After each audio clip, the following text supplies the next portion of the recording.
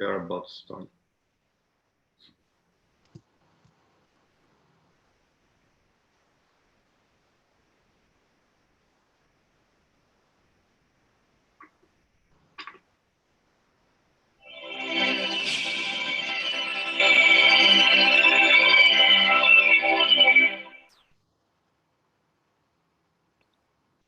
Good morning.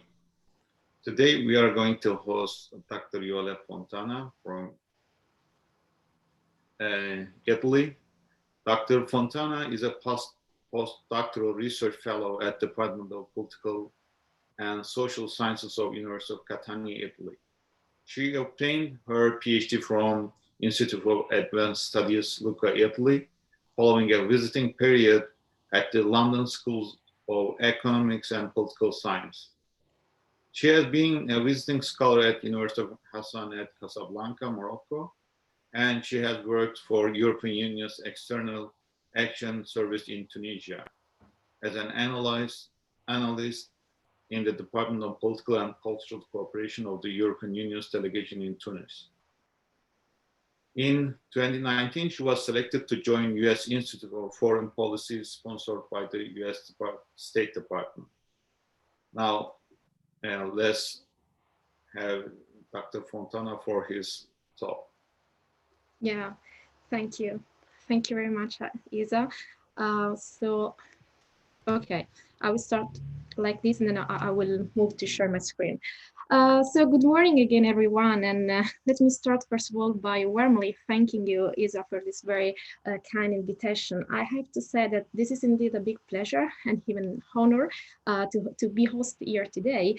And I have also to say that I am kind of seriously thrilled somehow of being back to the University of Delaware, even if just virtually, unfortunately, because as I was mentioning exactly 1 year ago in these very same days, I was there in New York and I was spending 4 of the most amazing weeks of my entire life, thanks to this program of the US Department of State and thanks to the excellent organization provided by Isa, his colleagues, and by Professor Muqtadar Khan. So many thanks again, Isa, for making this possible and also for allowing me to be back somehow. So let's move now to the topic of today's seminar. I will now share my screen. Okay.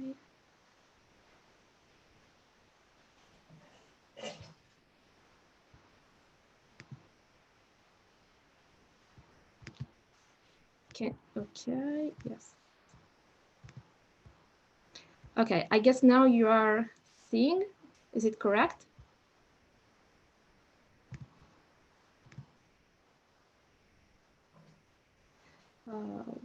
What can I do? Okay, so Isa, can you confirm that everything is fine and you're seeing the slide? Yes, we can see it. Okay, sounds great. Okay, so concerning the topic of today's seminar, the securitization of migration and asylum in Europe, starting from the very famous migration crisis of 2015 up to most recent days in the current context of COVID-19 pandemic.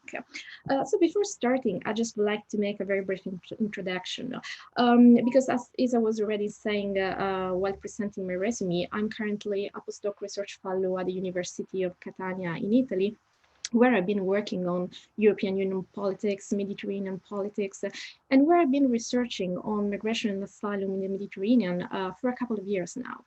And I have to say that my interest in these two topics, migration and asylum, was partially influenced by my personal interest, but it was also sort of natural consequence of the kind of socio-political phenomenon that at some point started surrounding me. Because Catania, which is the city where I live and work, is located in Sicily, which is this very big island at the center of the Mediterranean. And you can spot it here in the map in the upper part of the slide. So Sicily is the red one. And by the way, it is an amazing island. And I truly invite you all to come here on vacation once all this mess of COVID-19 will be over, hopefully. So anyway, due to its geographical position, Sicily is definitely at the external border of Italy, and more broadly, it is also at the external border of the European Union. So Italy, and within Italy, Sicily, are definitely the external frontier of the EU. We are at the border, or probably I'd rather say that we are the border.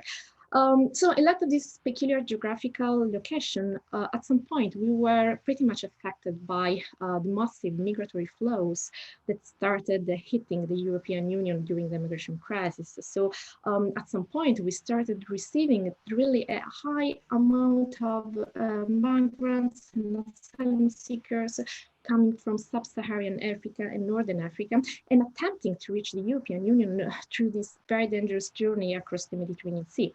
So obviously, we really had to cope with this phenomenon and with everything that this entails in terms of providing adequate reception conditions, or even in terms of processing all the asylum claims, or somehow managing the crisis. So this is just to say that Sicily came to emerge as a sort of open sky laboratory to observe and analyze all this kind of phenomena. And like Italy, even other Mediterranean countries, such as Greece and Spain, were also pretty much affected by this very same kind of dynamics in terms of migratory flows. So at some point, I mean, the situation was such that during the peak years of the migration crisis, at some point, even if visa overstayers represent one of the main sources for irregular migration to the European Union, and even if border can be crossed illegally, even somewhere else, not just necessarily in the Mediterranean. Anyway, at some point in political and media discourses, the Mediterranean started to be framed as the border par excellence, as the border with capital B. Probably, and you will be definitely better informed than me on that, this is something very similar to what happened in the United States at some point, with the US-Mexico border being framed as the border with capital B. So probably I would say this is maybe a sort of common destiny for all the southern borders. I don't know. Anyway, probably right now and today, it would be a little bit misleading to say that we are still having a crisis in the domain of migration in the context of the European Union. And I would also say that migration itself in this current moment is no longer at the top of the political agenda.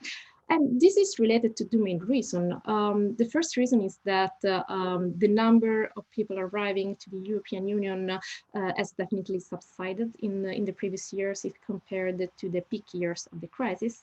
And the second reason is that obviously right now the attention of policymakers is completely diverted elsewhere towards the COVID-19 pandemic. Anyway, even if migration is no longer being framed as a crisis in the European Union, and even if migration is no longer at this, at the top of the political agenda, we cannot really say that migration has stopped, but migrants are continuing to make their way across the Mediterranean to the European Union. And this is probably, and we will talk about that as well, related to the fact that migration is definitely something more than a crisis or something more than a phenomenon that has to be contained with emergency measures. Migration is a structural phenomenon. That's a big issue. And just to give you a proof of what I'm saying, I invite you to give a look at the picture that you can see in the bottom part of the slide, this picture with the beach. It is a little bit blurred, but it is a real picture that was taken exactly 1 month ago in one of the southern beaches of Sicily. And it is about 300 migrants coming from Libya who were disembarking autonomously in Sicily. And this news really hit the headlines because immediately after disembarking, these people tried to escape controls, or even trying to stop drivers in order to ask for water or to ask for assistance in the domain of migration. So how securitization happens in practice, not only at the level of discourses, but also in terms of politics implication and in terms of policy tools implications. So we will try also to see whether securitization has spilled over somehow in the domain of asylum, and we will try to see how and to what extent all these dynamics play a role in the context of the migration crisis. And finally, we will try to move to most recent days in order to understand whether migration is still securitized and in this peculiar historical moment of COVID-19 pandemics, because the question is, if migration is no longer at the top of the political agenda, does it continue to be securitized? The answer is yes, even if in a different way, and we will try to disentangle a little bit all these dynamics. And before starting, I also invite you to keep your cell phones up ready, because at some point we will have a Kahoot brainstorming quiz on the migration crisis. So first things first, I really enjoy starting from definitions. I just want to make sure that everyone is on the same wavelength and that we are talking about the same thing. So what is securitization?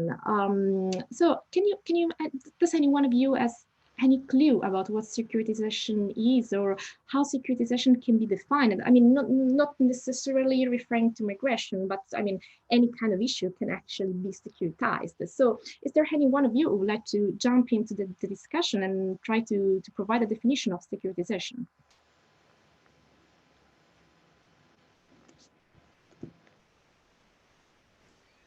It would be a process where something takes on significance from a security point of view, from a safety point of view, and the government then tries to regulate it as such. Exactly. Yes, thank you very much. And you are completely right. Securitization is a process through which an issue is constructed as a matter of security and dealt with as a matter of security. So something that needs to be treated with extraordinary measures. Well, this concept was firstly developed by the Copenhagen School, and it is a sort of synthesis of constructivism and classical political realism. What is very interesting about this perspective is the very fact that even if an issue might not be necessarily threatening in itself, and even if an issue might not necessarily be a threat for the survival of the state, still, it is constructed as a security problem because there is someone who is successful in doing so, in presenting the issue as it is an existential problem. And obviously, when this happens, the main implication is that the securitized issue is able to attract a disproportionate amount of resources, a disproportionate amount of attention, and is able also to legitimize the adoption of extraordinary measures.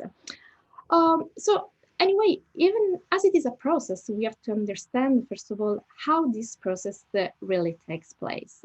So first of all, we need an actor. What is called by scholars as a sort of securitizing actor or securitizing agent, that is the task to produce security through discourses, through a speech act. It is able to construct that issue as a security one.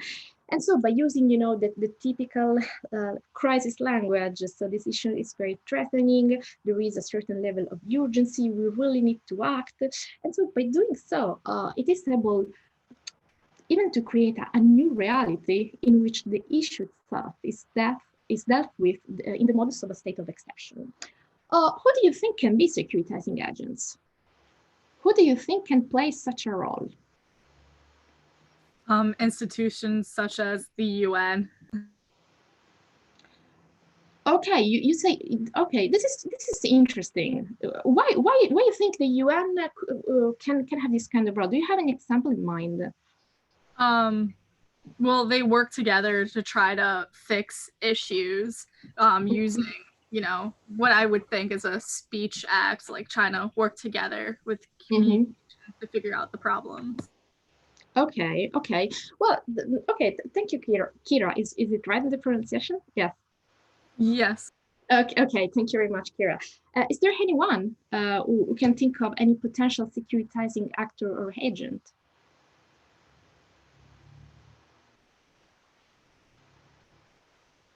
Perhaps a politician in the country with issues going on, if they want to identify the act through their speech as a security issue. Yeah. So definitely, we can have various actors. Yeah, the most obvious one that one could come up with is definitely political elites, decision makers, but even party leaders. And I will show you that party leaders indeed did play a role in the securitization of migration in Europe. But even professionals of security, such as, for example, police or intelligence, because they can really bring their perception of an issue and their perceived level of risk and try to influence even the way the issue itself is constructed. Um, Obviously, in order to produce securitization, we do not need just an actor. We need also an issue that is your potential threat, what you are identifying as the object of your securitization process. But we also need a referent object. The referent object in this case is the thing that you're trying to protect, the kind of values that you want to protect from the specific issue that you are perceiving to be as a threatening one. And finally, you need an audience. You need a target to speak to. So any possibility of having a successful securitization is dependent on the capacity of the securitizing actor really to convince the audience that that kind of issue is really a matter of security, is really an existential problem. And so, I mean, the success of securitization depends also on the capacity of the securitizing agents to present the issue as a credible one and as a salient one, as one that is really at the top of the hierarchy of priorities of population or the polity or whatever is the target is speaking to.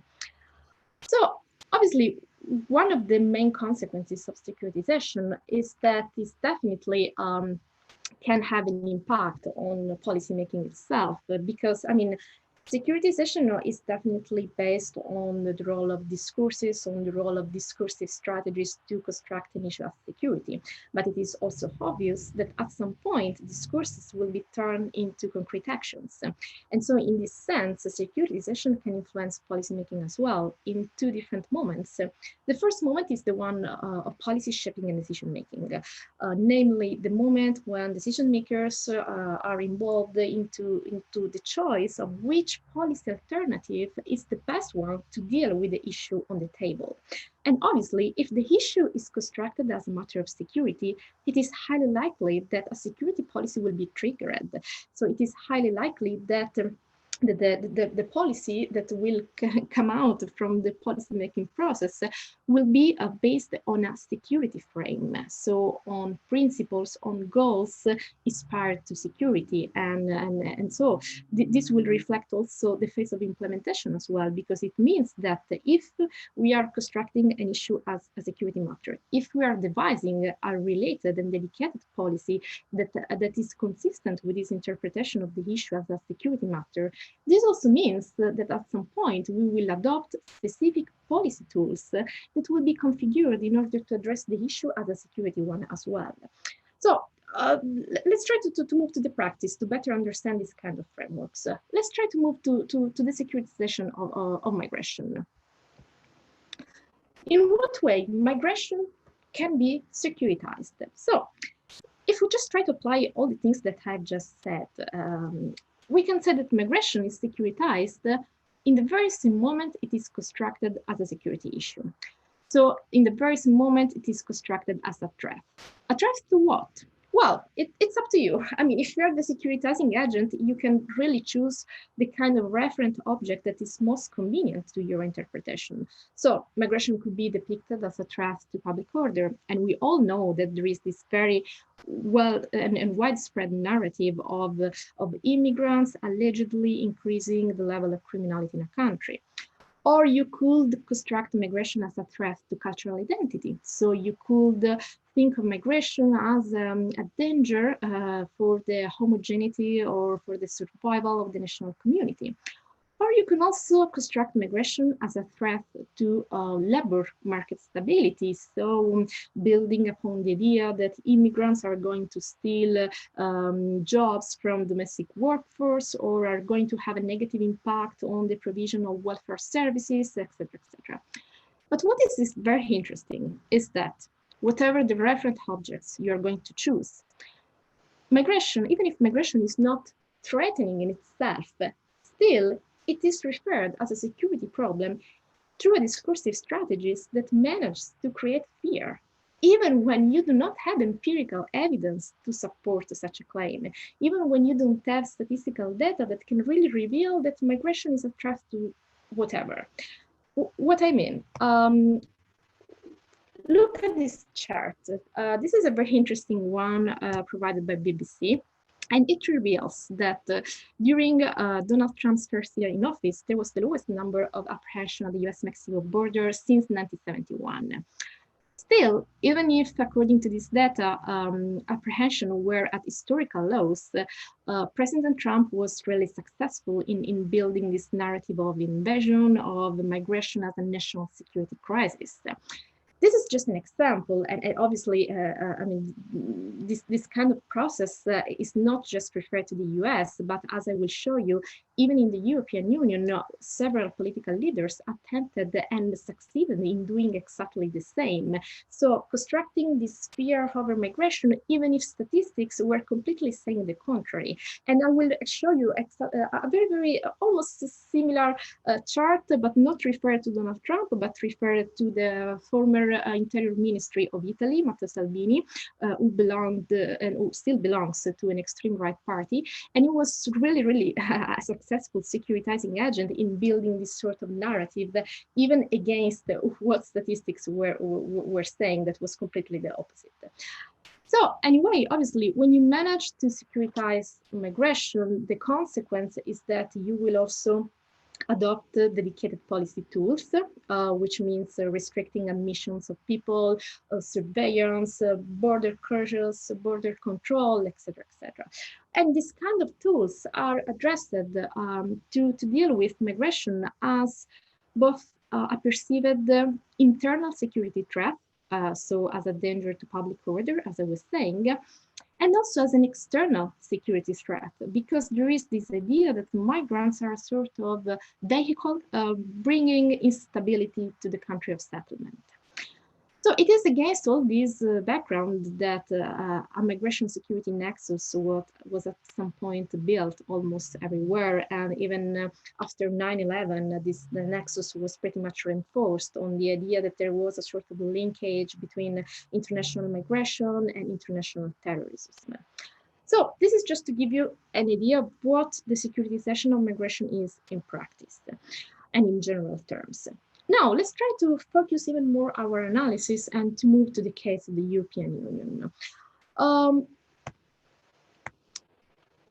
Because the securitization of migration in the European Union is not something new or something that popped up just in the case of the migration crisis, but actually it is the result of a much longer process that dates back to the 80s.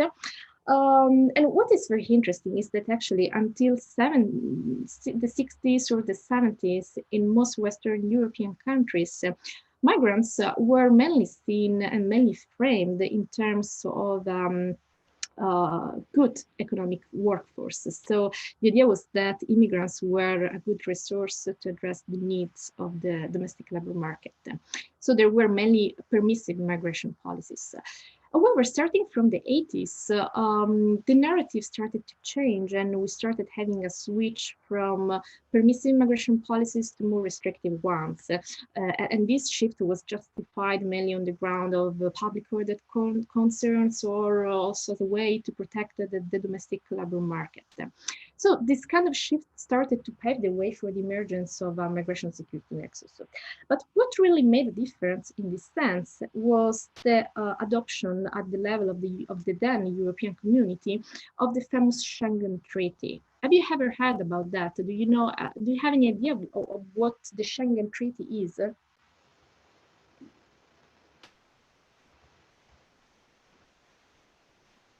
Doesn't it allow open movement between EU countries? Exactly, that's it.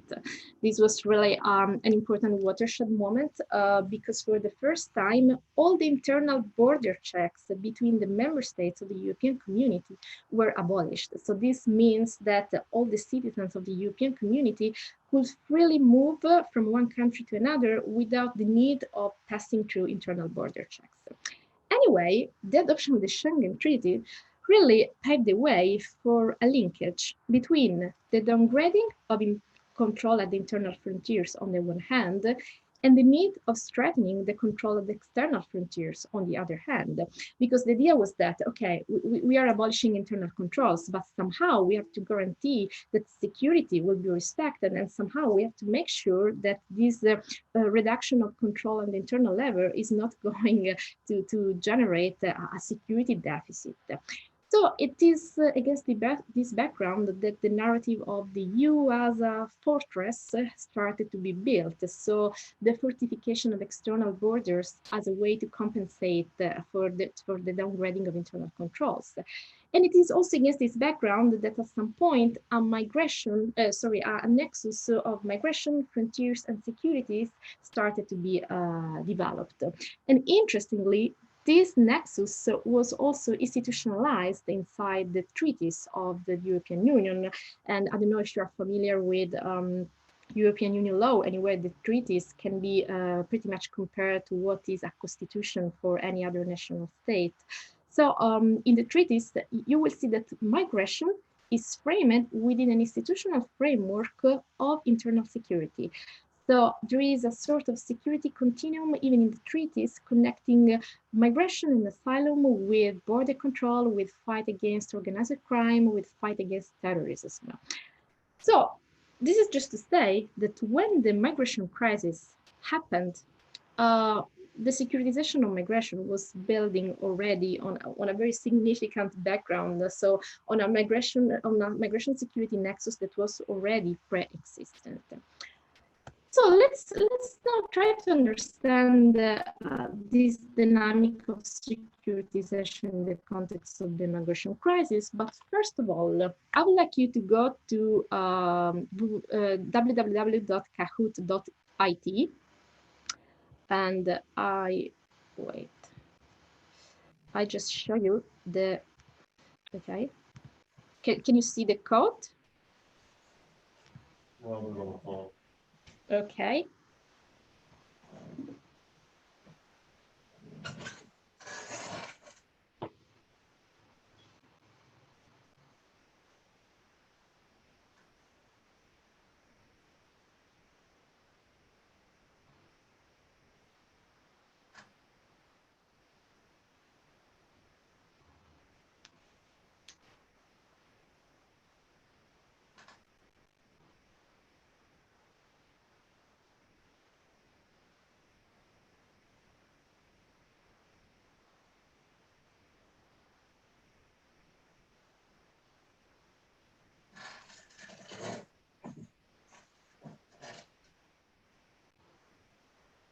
Okay.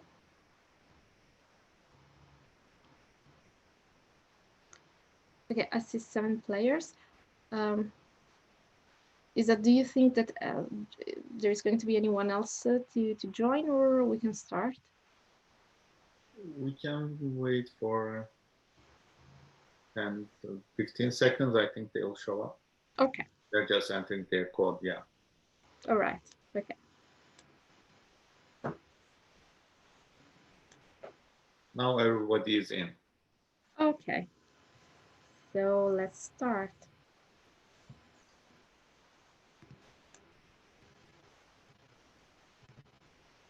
Oops, sorry. Wait. So how many arrivals there were to the EU in 2015?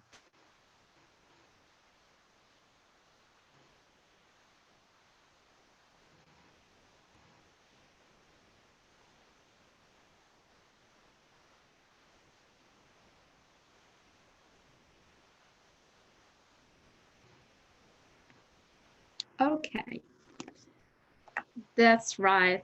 Almost everyone. Okay, took the right one. So we had more than 1 million people arriving to the European Union in 2015. Okay. So what was the route with the total highest number of arrivals to the EU? So you can see 3 routes there: Western route, Central route, Eastern route, plus the Balkans. So what do you think was the one with the highest number of arrivals?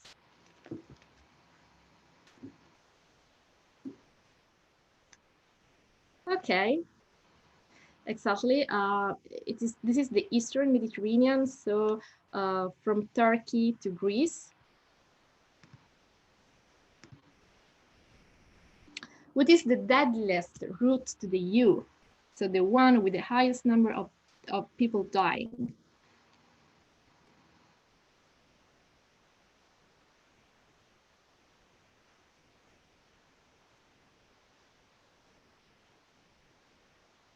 Okay, very good. Yes, that's the Central Mediterranean indeed. Okay, and which country hosted in 2017 the highest number of refugees in the world?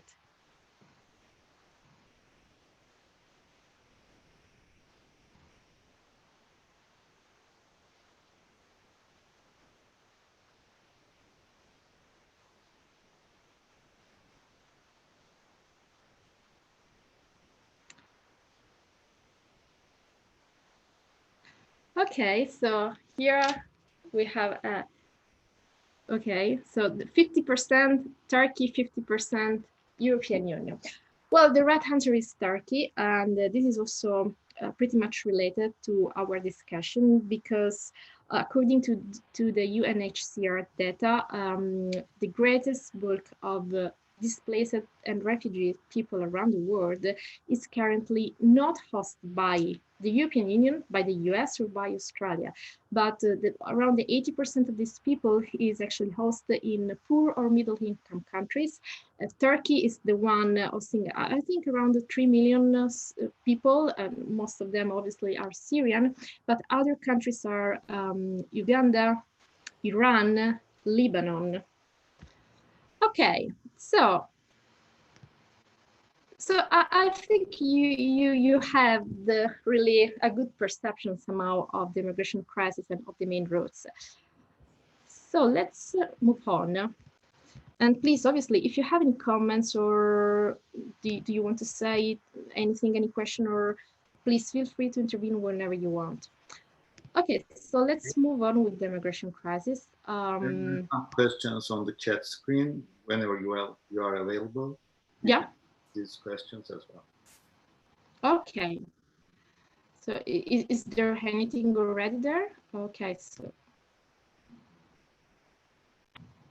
Okay. On migration margin. Okay. All right. Okay. So, sorry, Asa, just to be sure, do you want me to address this question right now or at the end? Whenever you are available. Okay. So I will definitely leave, because this is partly related to what I'm going to say. So I will leave them at the end. Okay. Thank you. Thank you very much. These are both very, very interesting questions. So, the immigration crisis.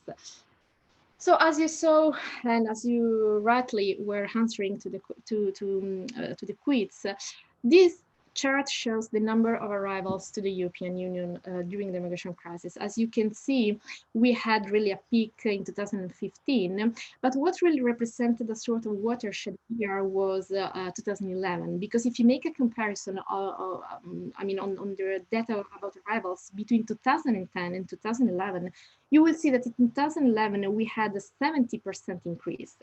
And this was pretty much related, obviously, to the Arab Spring uprisings, plus the traditional structural, economic, and demographic causes that we can find in African countries. So anyway, what really happened is that starting from 2011 onwards, both migration started to become really an important source of irregular migration to the EU. And most of these sea crossings were organized by criminal networks, so by criminal smugglers packing migrants in unsafe and overcrowded vessels across the various routes of the Mediterranean. So what did the EU do? So first of all, the EU tried to address the crisis, first of all, at the level of the sea, let's say, because as boat migration was really a serious issue, there was the need, first of all, to act in the sea. The relevance of boat migration was related not only to the number of people arriving, but it was also related to the number of people dying in the Mediterranean. And you can see in these two pictures that these are two main focusing moments on the level of tragedy of such a crisis. The first one is the Lampedusa tragedy, and the second one is the tragedy of the Sicilian Channel. So these are two tragedies happening off to the coast of Sicily, and involving the death of more than 1,000 people and 1,000 migrants who were attempting to reach Sicily. So these tragedies really sparked the general public outcry, and so the EU felt somehow compelled to intervene. And it did so with two maritime operations, Triton, that was launched in 2014, and EUNAVFOR Med, that was launched in 2015. The goals of these two operations were, on the one hand, to save lives, so to conduct a search and rescue operation at sea. But on the other hand, there was always the goal to secure borders, to protect our borders, and first of all, and above all, to dismantle the smugglers' business model. So there was this sort of coexistence of two different approaches. On the one hand, a humanitarian approach to save lives, and on the other hand, a security and border control approach to secure borders. But what is very interesting is that the logic that the EU adopted is if we want to stop these people from dying, if we want to save lives, we have to deter the border crossing. We have to stop the border crossing. And so we have to prevent these people from leaving their countries. So they started to do this in two ways. Closing borders as a way to deter the fact that people could really embark in a dangerous journey, and attacking smuggling networks, because their idea was that smugglers were the main culprits for these tragedies at sea, because they were criminals exploiting the vulnerability of people for profit. But this kind of logic is kind of interesting because, I mean, it seems that the humanitarian approach is used to justify border control. It is a sort of logic of rescue through interdiction. I'm going to rescue you by protecting yourselves from the circumstances of your mobility. I'm going to rescue you by impeding you to leave your country and come to Europe. So the idea is that through interdiction, I'm going to save your life. So it really seems that the humanitarian approach was somehow used to justify this border control logic, and it seems that the narrative of rescue was somehow used to launder the interdiction as an ethically sustainable strategy of border governance. Another strategy that was adopted and that is always consistent with the securitization logic is the one of externalization. Have you ever heard of externalization of migration controls?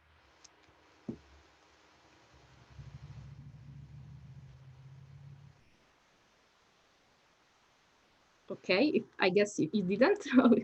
So, well, externalization is actually what happens when we start involving third countries in the management of migratory flows. So the EU at some point started shifting the management of migration from its own borders to the countries of origin and to the countries of transit. So the idea was to turn third countries into border guards in order to prevent and to stop preventively migrants from leaving their country and going to the EU. And this was done in three ways. First of all, through the so-called migration compacts with sub-Saharan African countries, which means these are framework for cooperation mainly with Senegal, Mali, Nigeria, Niger, and Ethiopia. So the idea is to cooperate with these countries in order to prevent migrants from leaving or from transiting towards Europe, with the goal also to fight against smuggling networks. And what is interesting is that these 5 countries were actually selected because they represent one of the major sources of migration to the European Union, with the exception of Ethiopia, because if you look at statistics, Ethiopia is not really a big source of irregular migration to the European Union. However, there is the fear that the number of Ethiopians must be and can be really higher than what statistics say, because many Ethiopians upon arrival declare to be Eritrean because they know that in that way they will have more chances for international protection. Another way of implementing externalization was the famous and very controversial deal with Turkey. So basically, the EU accepted to pay about 6 billion euros to Turkey in order to make sure that Turkey could stop people from leaving its coasts and going to Greece. And it also accepted, I mean, according to the agreement, that Turkey had also to accept the returns of all irregular migrants that had managed to reach Greece through Turkey. And this deal actually really worked very well if we look at that under the point of view of data, because if you try to look at the number of arrivals to Greece before and after the implementation of the agreement, you will see that the number of people arriving to Greece really dropped by 97%. Anyway, the deal remains really controversial in terms of the human cost that this involves, also because Turkey cannot, especially in this moment, be considered a safe third country. And there are various reports from human rights organizations warning about the inhumanitarian treatment, even of Syrian refugees that are pushed back at the borders. And there are also various cases of Syrians being shot dead by Turkish border guard. Finally, the deal with Libya, which is another great deal of externalization of migration control. In this case, the deal with Libya was not concluded by the European Union as such, but by Italy. And the main goal of this deal is basically to give the responsibility to the Libyan Coast Guard for stopping migratory flows. So the idea is that the Libyan Coast Guard is now responsible for intercepting vessels with migrants and for bringing all these people back to Libya. This is not the first time that we have this kind of agreement, because even more than 10 years ago, when Berlusconi was in power in Italy, he managed to secure a similar deal with Gaddafi at the time. And the logic was very similar. As Berlusconi said at the time, the logic of the agreement was to have more oil and less migrants. So what happened more specifically in the case of Italy in terms of securitization? Can I ask a question before we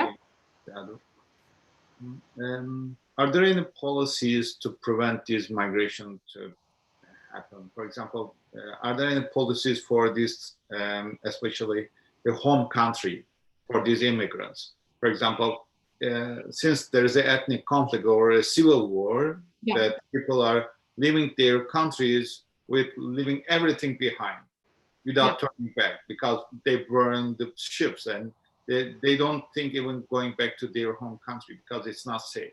So are there any European Union policies that they can make negotiations or to mitigate that problem? Yeah, I mean, this is part of the strategy as to what concern the so-called approach to address the root causes of migration.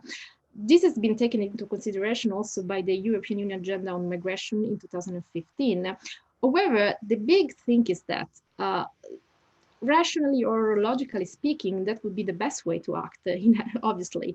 But this is a strategy that really, first of all, needs a long-term approach.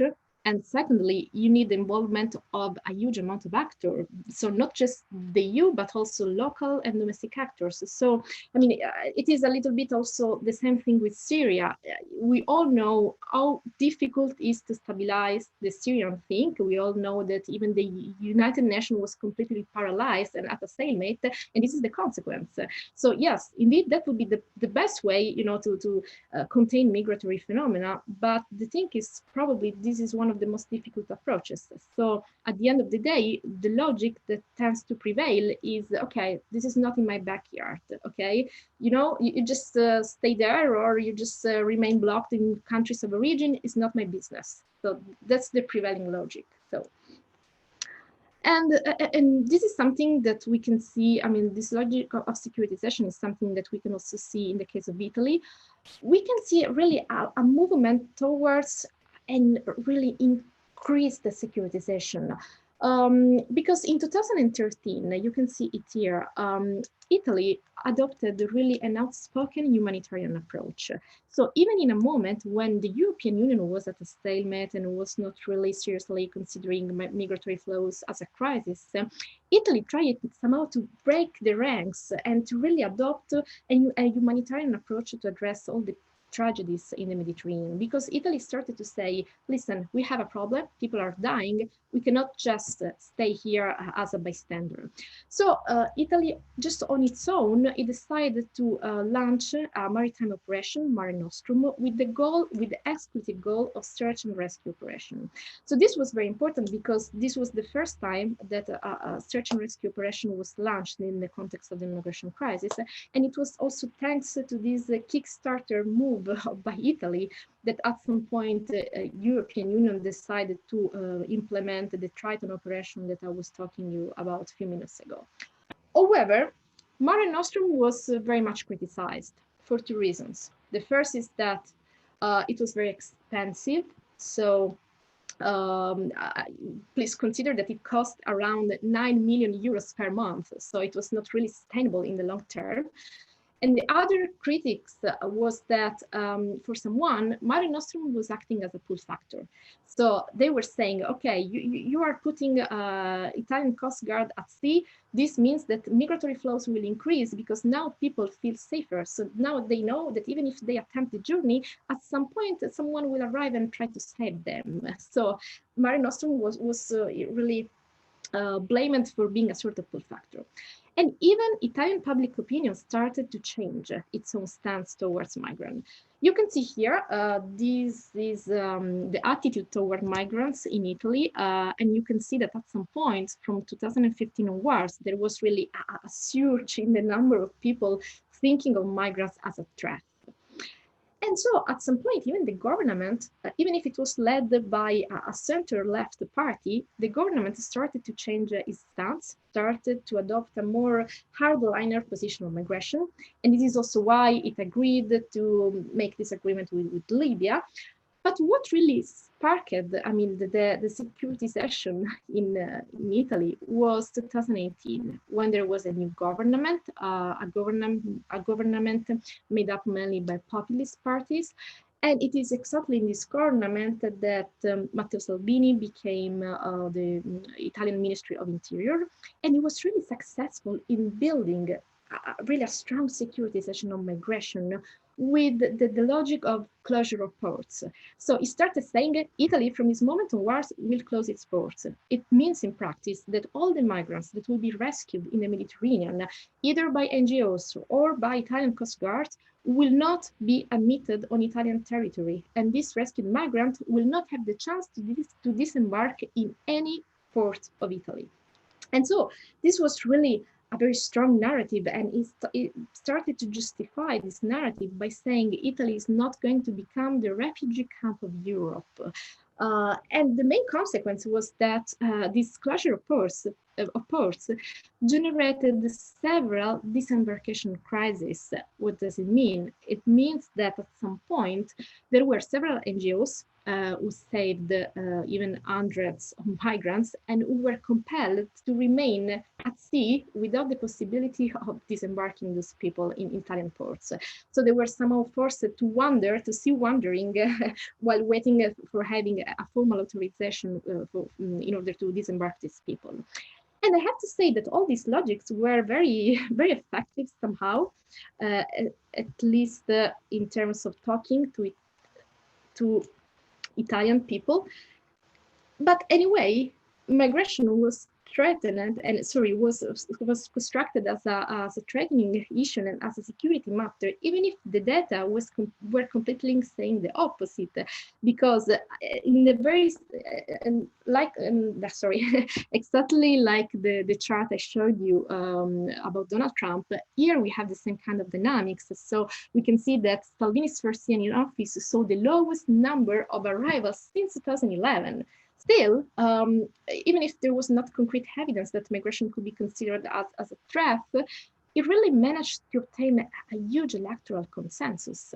And what was really strong was this sort of discursive strategy based on prima Italiani, which means Italians first, and I guess that you are quite familiar with this narrative as well, and also let them help at their home or stop invasions. So these were all narratives that were really successful in securitizing migration in Italy at some point. However, I have to say that the securitization of migration did not happen just in Italy, but it was a broader process that concerned also other member states of the European Union. You can see in this picture, the red lines that you see here are all walls that were built between member states, Slovenia and Croatia, Croatia and Hungary, and then we have also the walls between Bulgaria and Turkey, or between Greece and Macedonia. So at some point, this securitization of migration during the years of the migration crisis was really turned into a politics of fencing Europe, or of walling Europe. And in the picture, you can see here, this is a fence built at the Bulgaria-Turkish border. Or here you can see this is a fence built at the Spanish-Moroccan border, so in Ceuta. And actually here we have really militarization, let's say, of the frontier, because there are surveillance camera, tear gas sprinklers, and even this SIBE system, which is based on drones and on radars that are able to detect the potential arrivals of boats, even when they are still 30 miles away.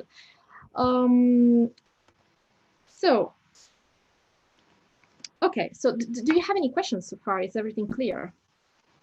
I mean, with the exception of those who are written in the chat part. I had a question, Dr. Fontana. So I understand Sorry? that. My question is, I understand Pope Francis has been very vocal in favor of migrants and advocating for their rights. What role do you see his advocacy in the Catholic Church having in framing the issue and trying to influence policy? Yeah, that's an excellent question. Well, Catholic Church is indeed an important actor, especially in Italy, as you can imagine. The thing is that even if in terms of discourses, they try to advocate for the protection of asylum seekers, for the protection of refugees, in practice, the impact was not very strong, at least in terms of policy shaping. So it was not an actor that was able to influence policy making. However, I have to say that their role was pretty much stronger on the ground in terms of practices, because even if politics was saying something on the ground, actors on the ground and then civil society or Catholic Church were really acting against the government. They're like implementing practices for the protection of refugees. So it was really an important actor in terms of delivery of services to asylum seekers, in terms of granting adequate reception conditions. And what is very interesting is that in analyzing the kind of interaction between, on the one hand, political actors, and on the other hand, actors on the ground, civil society organization or the Catholic Church, you can see what some scholars define as a dynamic battleground, in the sense that in recent years, migration has really emerged as a dynamic battleground between different actors, even struggling among themselves to defend what was, according to them, the best perceived interpretation of the migratory phenomena. So Catholic Church had a role, but mainly on the ground in terms of policy delivery, in terms of delivery of services, and in terms of somehow building humanitarian practices against what was the prevailing narrative at the political level. Thank you. You're welcome. So what is also interesting to see is that we are having also a spillover of securitization to the domain of asylum. This is interesting for one big reason. Because, I mean, concerning the securitization of migration, maybe we cannot agree with that, but still we can understand why this happened, because I mean, traditionally mobility has always been intended as a question of control over sovereign territorial domains. And traditionally, states have always attempted to maintain this role of gatekeepers of mobility. So we can understand, I mean, at the end of the day, why they really try to protect borders and to securitize migration. But asylum is something different. Asylum is something that does not pertain to sovereignty. Asylum is something that is regulated by international law and is a sort of protection that should be granted to people that are fleeing persecution. Still, in Europe, we had also this kind of securitization of asylum. Here you can see the number of asylum applications that were received by the European Union during the years of the migration crisis and even later. And obviously the number was very high, because you can see in 2015, but even 2016, there is a number of applications that is much higher than in the past, and over 1 million applications of asylum received. But however, what happened is that we had a sort of securitization of asylum, in the sense that the access to protection started to be limited in quantitative terms. This means that the number of rejection of asylum application really increased. So if you see this data, you can see the cumulative and the total number of positive decisions recognizing at least one form of protection, and the total number of rejection between 2010 and 2018.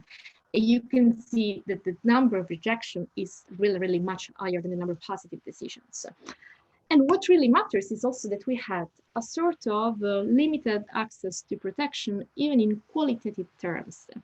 What does it mean? The thing is, let's suppose you are a migrant, okay? You cross the Mediterranean, and then you manage to arrive to the European Union. Well, the very fact that you were able to survive the journey at sea doesn't imply an automatic threshold of salvation. Because once you arrive at the state border or at the border of the European Union, you will have to face new and more barriers that attempt to exclude when physical borders fail to do so. And the thing is that you become, those who are at risk suddenly become at risk. And what is very difficult once you arrive is for example, the first barrier that you have to copy with is the very possibility of applying for asylum.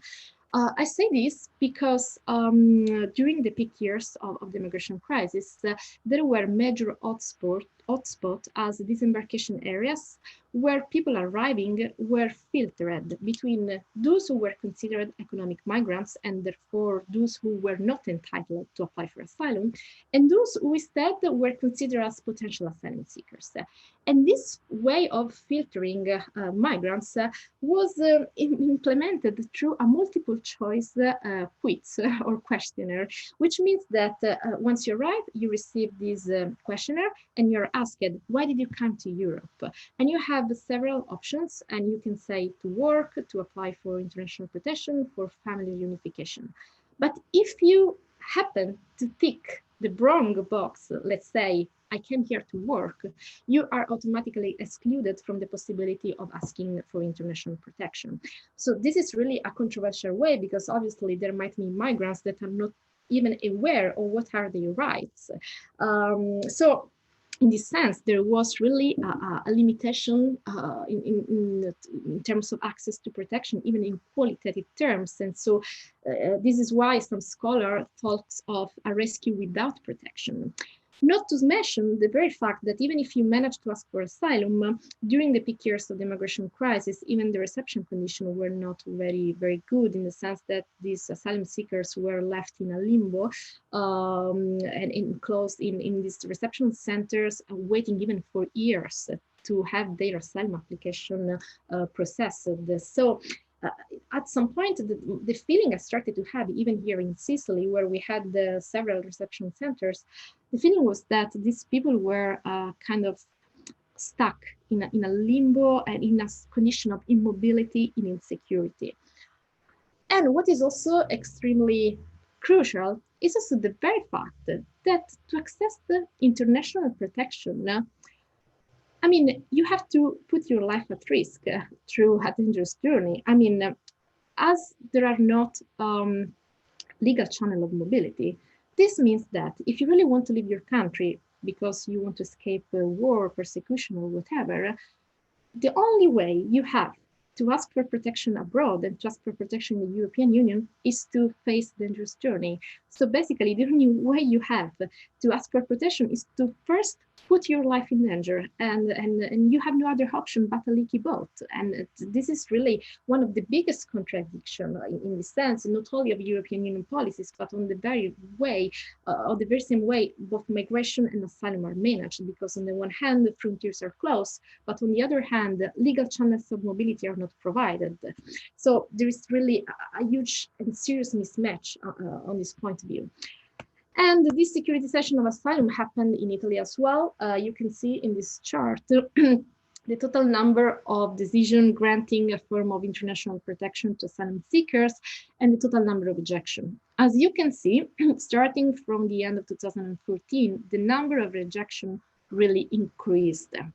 So there was a sort of securitization of asylum, quantitatively speaking, with an increase in terms of denial of protection, but also qualitatively speaking, because Matteo Salvini, that, as I said, was holding his role of the Ministry of Interior, approved this security decree that really shrinked the space for protection in Italy, because thanks to this decree, or better, due to this decree, humanitarian protection was abolished. And secondly, it also restricted access for asylum seekers to Italian reception system, which means that it restricted access to the overall provision of public services for asylum seekers. And what is also interesting is that this decree introduced a new form of protection, a sort of special protection that you can gain for civil value. So it means that if you are able to put your life in danger, to make some hero act in the name or for Italy, like, I don't know, saving an Italian kid, you might receive a form of protection, which is also very weird and even, I mean, very contentious. If you think that, I mean, asylum and international protection is not a matter of sovereignty. So in this way, protection is moved from being a right to become a sovereign permission. So what are the implications of all these things that I've been saying? I think that securitization is definitely not effective at all to manage migratory phenomenon. And my feeling at some point was that rather than having a crisis management, we started to have a management in crisis. The main consequence is that, first of all, can you always hear me, right? Okay. The main consequence is that, first of all, securitization is counterproductive, and it is also ineffective. It's counterproductive because it seems to foster the same kind of phenomena that it is supposed to counter. And it is also ineffective because closing roads does not stop people from fleeing their home country, okay? And what is very interesting is that sometimes these policies of border closures or these policies to dismantle smugglers have some sort of unintended consequences. Just to give you an example, I was mentioning that one of the naval operations of the European Union, the EUNAVFOR Med one, had among its goal the dismantling of the smuggler business model.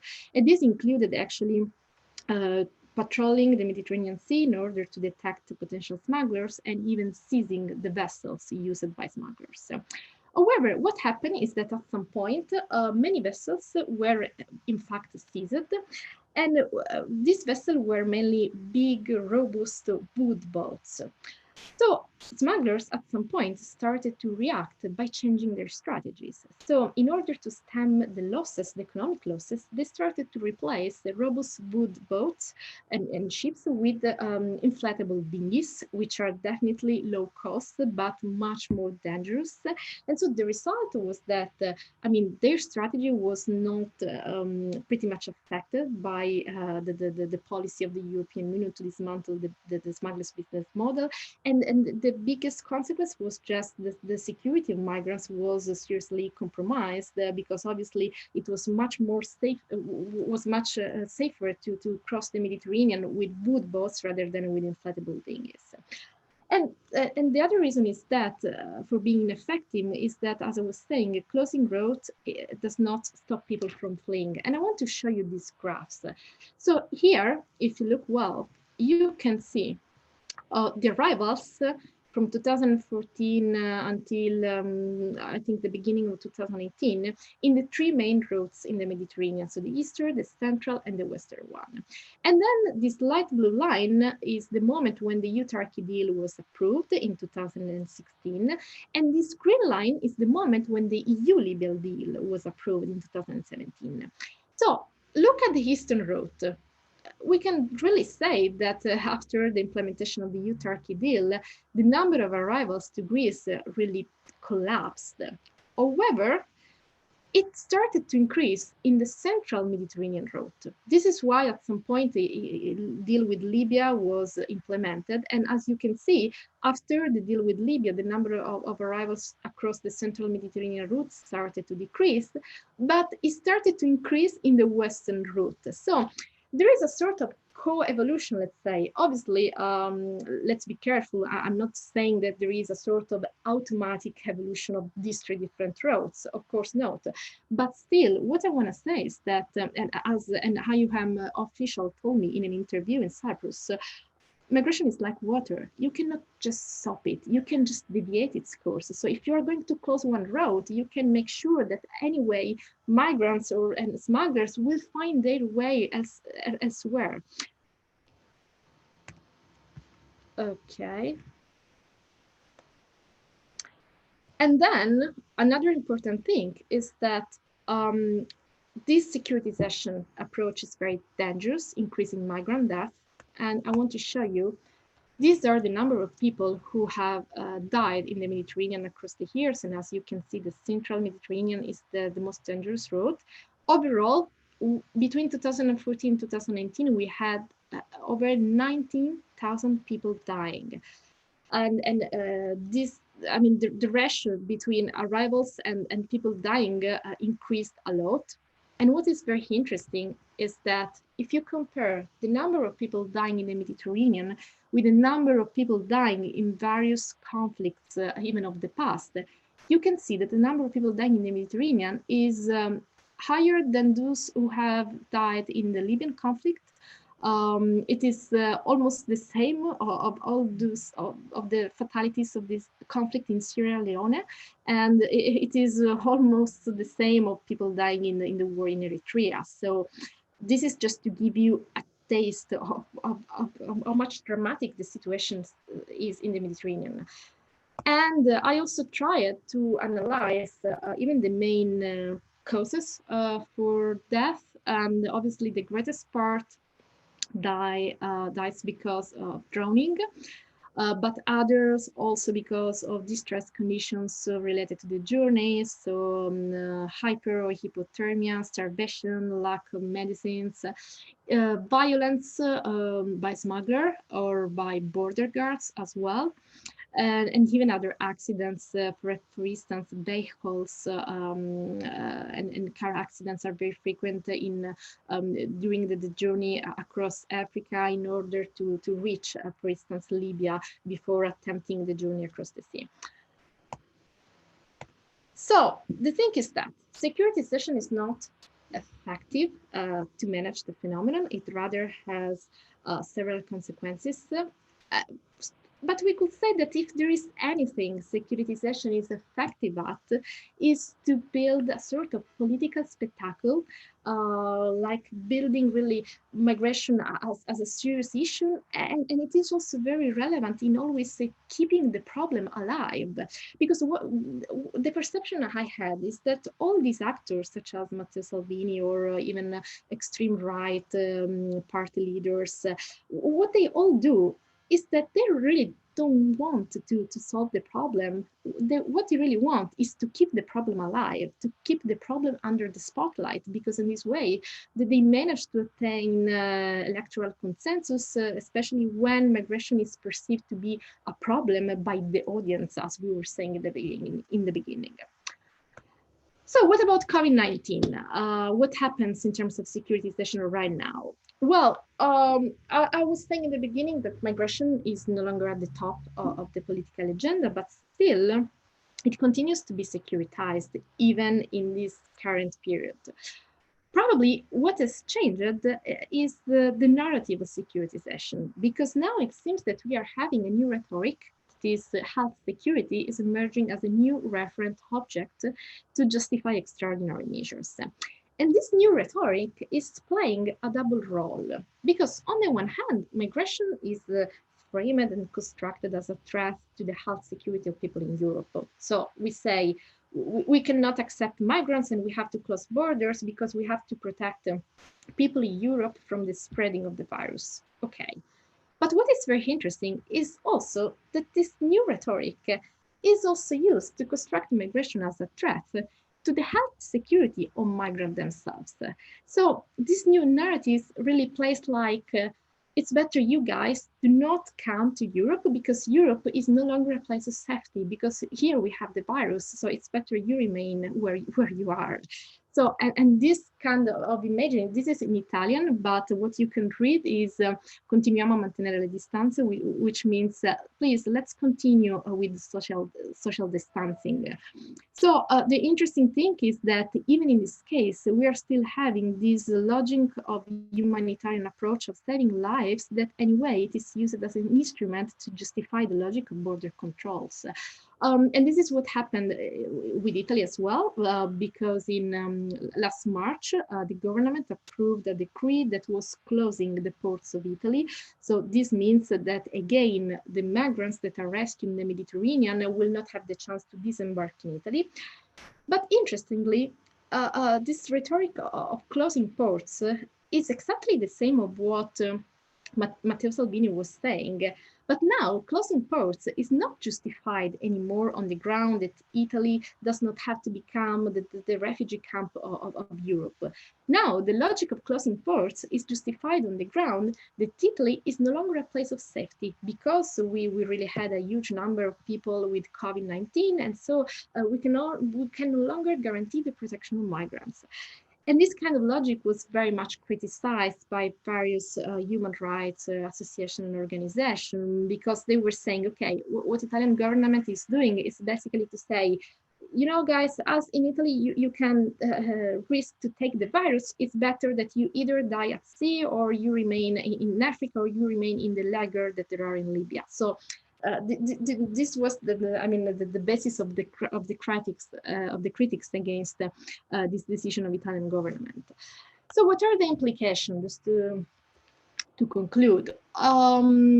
So this securitization upon health security as a new referent object has obviously short-term implication in terms that in the short term, it really fostered this fear of the other and increasing xenophobia. And I think in the US, it was the same as in Europe, because I mean, at the very beginning of the pandemic, we really had various episodes of xenophobia against Chinese people because they were considered to be the cause of everything.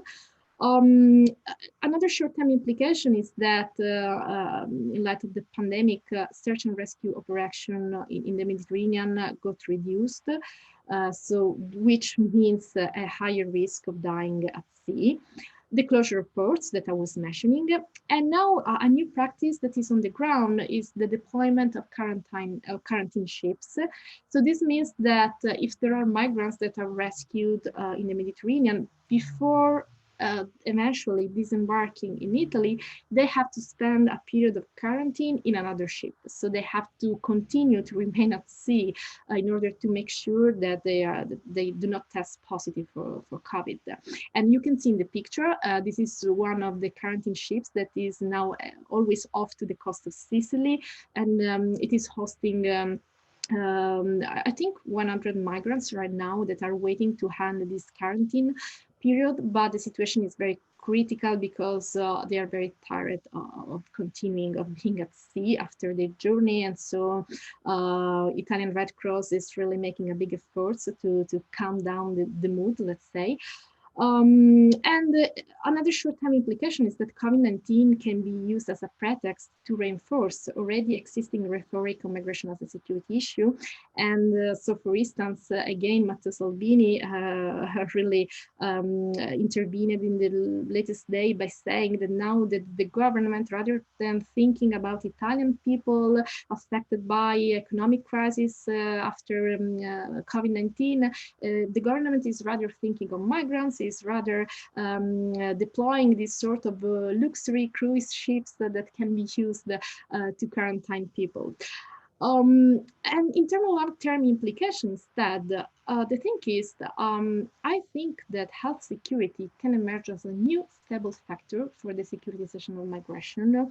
So what probably we will have at some point is that xenophobia will start to be justified no more on cultural or public order ground, but more on health grounds. So migration might be reframed as an external threat, no longer for the risk to import instability from other countries, but for the fear to import a virus.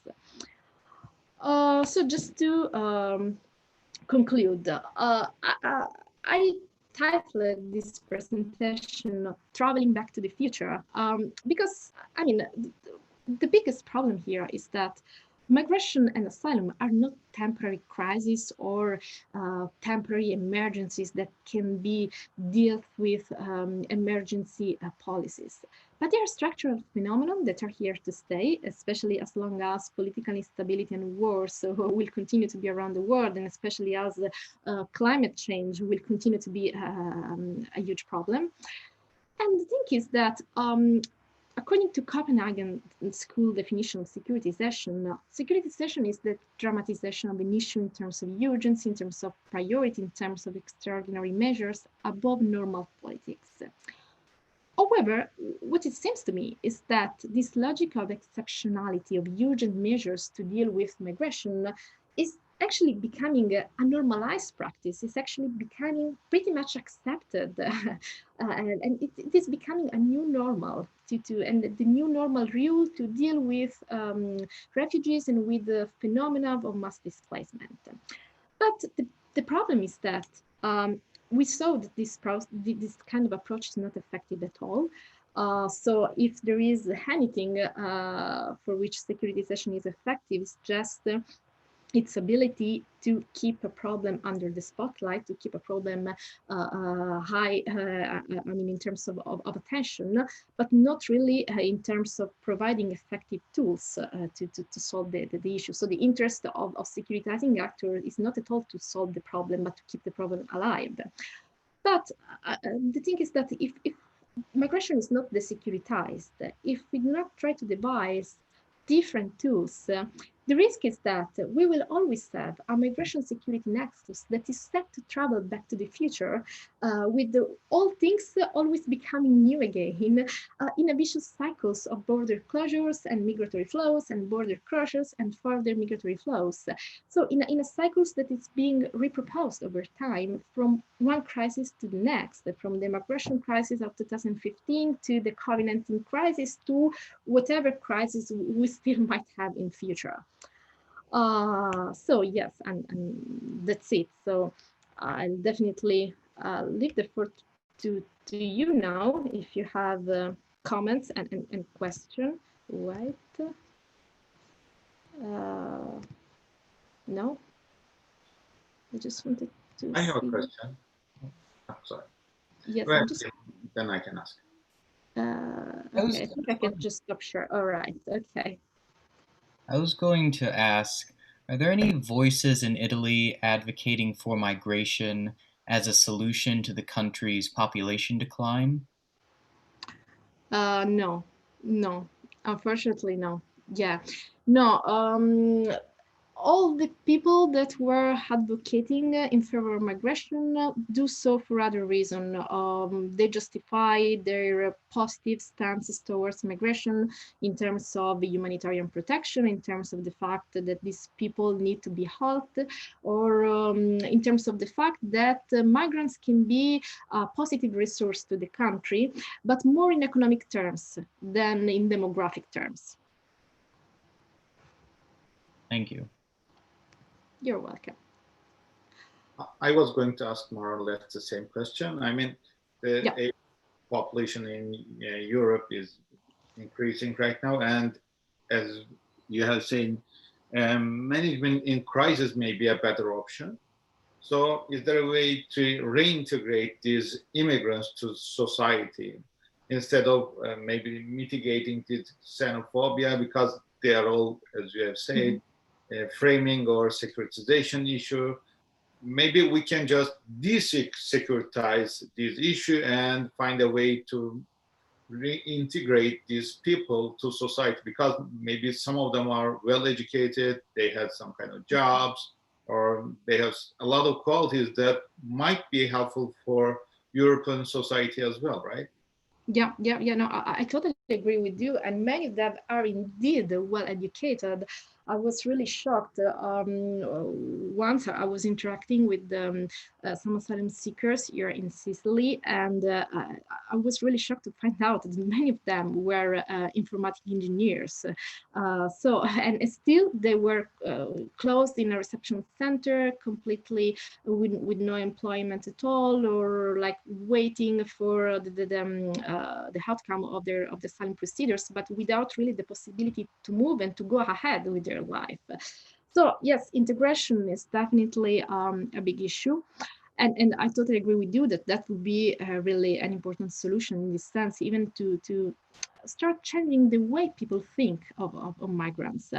But you know, I think that the migration crisis really acted against the possibility of fostering a policy of integration or fostering a good attitude of people towards integration for two main reasons. The first reason is that at the policy, at the political level, integration during the peak years of the migration crisis started to be considered as a second level issue.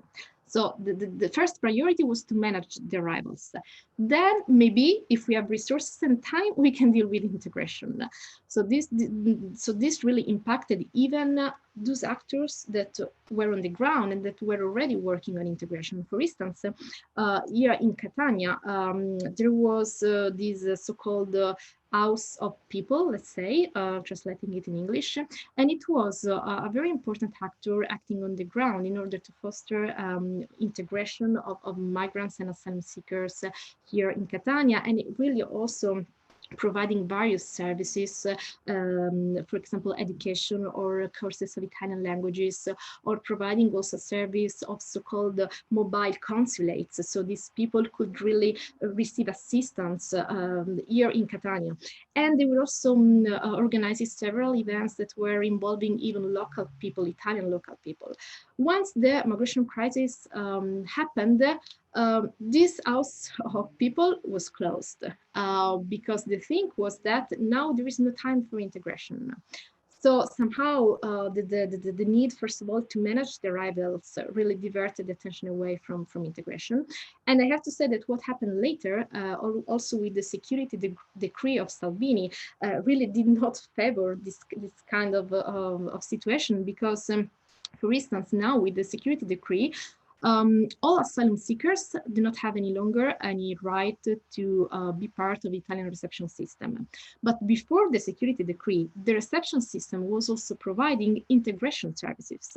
So while waiting for the outcome of the asylum application, these people were receiving education in terms of Italian language courses or in terms of Italian culture. So there was, a way to exploiting this waiting time, so that if eventually they were recognized refugees, they would be already integrated in Italian society. Now, all this has been abolished, and so most of these people became just undocumented migrants, and they do not really have any access to public services and not even to any sort of integration and support. Is there any question, or I can just read the ones who were written here? So Isa, I think it was you, or I don't know, someone was asking, does migration have an influence on populism to rise? Yes, indeed. and I have to say that one of the main reasons why at some point Italy was ruled by a populist government was exactly related to migration and to the migration crisis. And I was saying it before, at the beginning of the crisis, so let's say between 2013 until 2017, we have a coalition government led by center-left.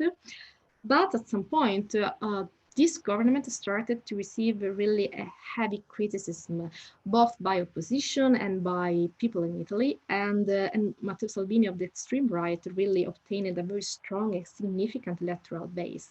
And this was what really counted in the political elections. And so eventually we really had, for the first time, maybe in Italian history, a real populist government that now is no longer in power because Lega Nord, this extreme right party, is no longer part of the coalition government, but they managed to keep the power for almost 2 years. So, and I can definitely say that their victory was influenced by migration. And I think that the same kind of thing happened also if you think about UK. One of the reasons why even this Brexit itself was possible, or one of the reasons why even the UK Independent Party started to obtain a very strong and significant electoral base, was related also to the fear towards migration. So there is indeed a straightforward relationship between these two things. Okay, so then I can see, can you elaborate on migration marginalization relation on the target country? Well, I think this is something that I have just said already. Okay, and then, okay, the last question is the one that you were asking, is about the possibility of having policies addressing the root causes of migration. Okay, so is there any other question? Yeah. I have a question about the long-term effects of COVID-19. Yeah. So people say that the European migrant crisis started in 2015, but there was another major virus that happened the year before, the Ebola virus in 2014, and it doesn't seem like that decreased the level of migration at all. So do you think that after COVID-19 is over, Italy will still be able to use health security as a reason to try to prevent migration, or do you think the levels could stay the same or go up like they did before? Sorry, can you say what you were saying concerning 2014? The Ebola virus. The what? I can't hear. Ebola. Okay. Sorry. All right. Yes. So that happened before the European migrant crisis, and it doesn't seem like that affected the level of migration. So do you think that the same thing could happen after COVID-19? Yeah. Okay. I totally see the question. So, yes, you're right. Ebola virus apparently did not have a big impact on the flows of refugees because it was really difficult for people affected by that kind of situation really to move at all. I think that probably there is a difference between Ebola and COVID-19 in the sense that Ebola remained somehow limited to a specific geographical area, while COVID-19, as we know, has spread all over the world. So I think that here, what is going to make the difference is the very fact that Italy, yes, I think it is going to use this health security rhetoric in order to continue to securitize migration. either for themselves as a protection for European people, or by disguising the border control logic through the means of a humanitarian approach. So I think, yes, we cannot really make a big comparison in terms of the effect between Ebola and COVID-19, because what really affects COVID-19 is the answer of receiving countries in the way they manage migration. By contrast, Ebola was mainly framed just as a health emergency as such, with not really big implication in the domain of migration. So I think that COVID will emerge as just one of the new pretexts to continue reiterating this logic of securitization. But if it is not COVID, or if it was not COVID, it would happen. It would have happened anyway through other kind of excuses, let's say. Because the thing is that, as I was saying, this securitization seems to be set to travel back to the future, whether it is COVID or another kind of reason. So yeah, the answer is definitely yes.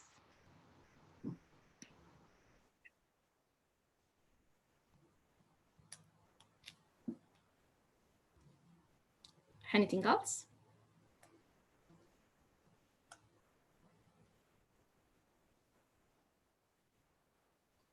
I think we are done. Okay. Dr. Fontana, for this wonderful lecture. I mean, your evaluation broadened our understanding, not only on the problems, but also the policies on the migration problem. So thank you for joining and for your contribution. We honored. Thank you. Thanks to you for being here and for listening, for participating, and yes, for joining this class. Thank you very much for this great opportunity. Thank you.